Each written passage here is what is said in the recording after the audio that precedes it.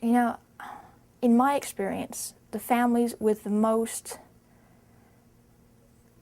baggage in the closet, you know, with the most unresolved issues, with the biggest fundamental problems with their relationship with each other, have been the ones who were most deeply religious.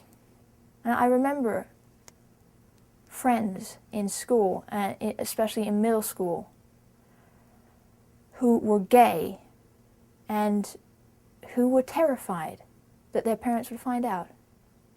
I mean, they were terrified. There was one girl who used to cut herself to relieve that kind of terror and pain, because she knew damn well she wasn't going to be acceptable to her family. And there was one boy who didn't show up for school as usual.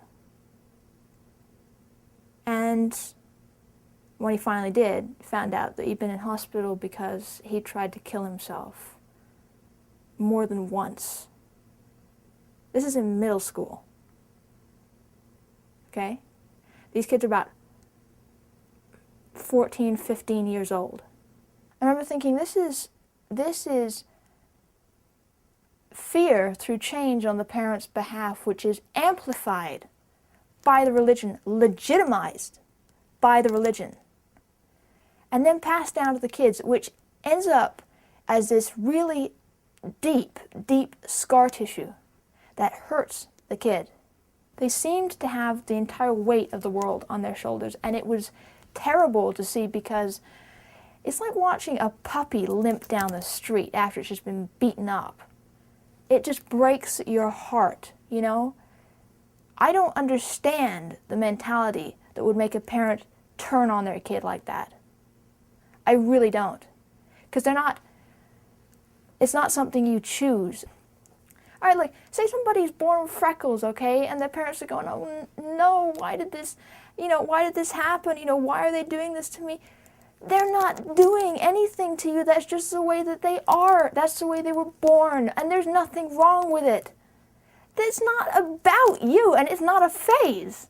That's just the way they are. And if you can't accept them for that, and I mean completely accept them, not just tolerate them and put up with them, but if you can't be their friend, you don't really have a relationship with your kid.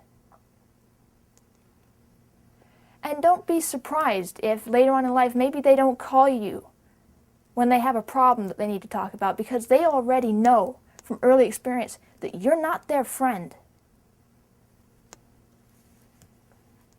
And I can hardly believe that this is even an issue nowadays.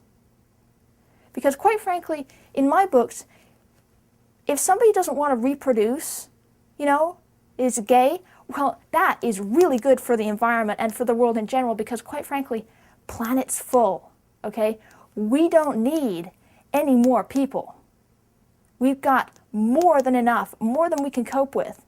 We've got a surplus of unwanted, neglected children, and not enough good parents. Things won't always be this way. You know, you're not always going to be discriminated against, because things are changing really quickly. And if you speak up about it, they will change faster.